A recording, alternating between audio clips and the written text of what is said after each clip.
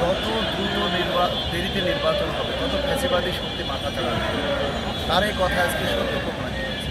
আমি আপনাকে আজকে উদাহরণস্বরূপ বলি, আমার দেশ পত্রিকায় প্রকাশিত হয়েছে, এখন মাঠে ঘাটে নিজেকে কেউ আওয়ামী লীগ না বললেও তারা অনলাইনে মিনিমাম 37টি টেলিগ্রাম এবং 14টি হোয়াটসঅ্যাপে এবং বিভিন্ন ফেসবুক, টুইটার, এগুলোতে তারা সক্রিয় আছে এবং দেশ বিরোধী ষড়যন্ত্রে তারা আগস্টকে সামনে রেখে তারা একটা দেশে বিশৃঙ্খলা বাঁধানোর চেষ্টা করতে পারে। এটা আমার দেশ পত্রিকায় আজকে প্রকাশিত হয়েছে, আপনারা দেখে। তাই আমরা চাই যত দ্রুত সম্ভব, আর কোনো সংস্কার টস্কার না, কিসের সংস্কার? এই সংস্কারের আড়ালে এই যে এনসিপি যেগুলো আছে না, আর এই জামাত স্বাধীনতা বিরোধী সমাজ, এরা এই যত দেরিতে নির্বাচন হবে তত তাদের ফায়দা। নির্বাচন হলে তার তো আর ক্ষমতা থাকবে না। আমরা চাই, আমরা গণতান্ত্রিক দল, আমরা চাই যত দ্রুত সম্ভব নির্বাচন অনুষ্ঠিত হবে। সেটা হলো ডিসেম্বর মাসে। মল্লিক ভাই, আরেকটি প্রশ্ন হচ্ছে, বর্তমানে বাংলাদেশ ছোট ইঙ্গিত কিনা এই বিষয়টি জানতে চাই। আমি তো আপনাকে উত্তর দিলাম, এই অস্থিরতা মূলত ভারতে বসে থাকা আমেরিকারাই করছে এবং যুক্তরাষ্ট্র, যুক্তরাজ্য, মধ্যপ্রাচ্যের বিভিন্ন দেশ থেকে এই অস্থিরতার জন্য তারা পরিকল্পনা আছে এবং ভারত হলো তার হেড অফিস। ভারতে বসে এই পরিকল্পনা করছে। আগামী আগস্ট মাসকে সামনে রেখে আমরা সত্যিই অস্থিরতার আভাস পাচ্ছি এবং এই আভাসের জন্য আমরা ডিসেম্বরে নির্বাচন, কোনো জানুয়ারি না, ফেব্রুয়ারি না, ডিসেম্বরে নির্বাচন হতে হবে। এবং এনসিপি, জামাত ইসলাম এই নির্বাচন নিয়ে যদি কোনো রকম খেলা করে, আমরা তার উচিত জবাব দেওয়ার জন্য তারেক জিয়ার সৈনিক, আমরা বদ্ধপরিকর।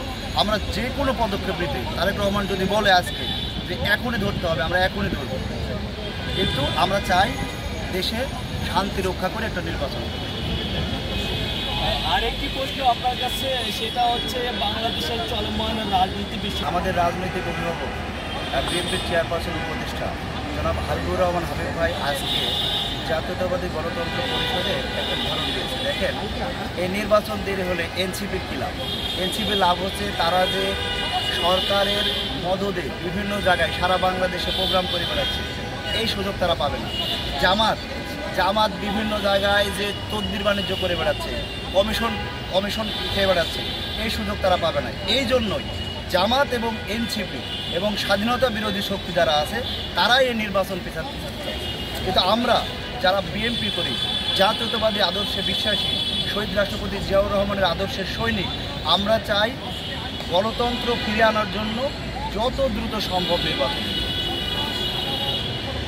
আরেকটি প্রশ্ন, গত কয়েকদিন আগে 3 মাস না 4 মাস আগে যার নিবন্ধনই নাই, তাদেরকে প্রতিনিধিত্ব আমরা ভাবি না। তারা বাচ্চা শিশু আমাদের কাছে, তারা বাচ্চা শিশু। আপনি এই প্রশ্নটা, এই কথাটা উঠায় নেন। বিএনপির প্রতিদ্বন্দ্বী কখনো এনসিপি হতে পারে না, জামাত হতে পারে না।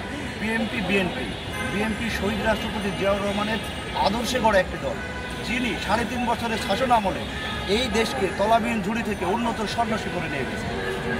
এনসিপির এই যে ছেলেটা ওই সমন্বয়ক পরিচয় দিয়ে গুলশানে চাঁদাবাজি করতে গিয়েছিল, আওয়ামী লীগের এক সাবেক এমপির বাসায়, মহিলা এমপি শাম্মী আক্তার নাকি যেন নাম, তার বাসায় যে ছেলেটা চাঁদা চেতে গিয়েছিল, তার পরিবার খুব হতদরিদ্র পরিবার। এই রিক্সা চালকের ছেলে, এই ছেলে প্রথমে 50 লক্ষ টাকা চাঁদা চেয়েছে, কিন্তু 10 লাখ দিয়েছে, আরও 40 লাখ দিতে ধরা গিয়েছে। যে দলের জন্মই চাঁদাবাজির মাধ্যমে, সে দল আর কী করবে? সে দল আর কী করতে পারে দেশের জন্য?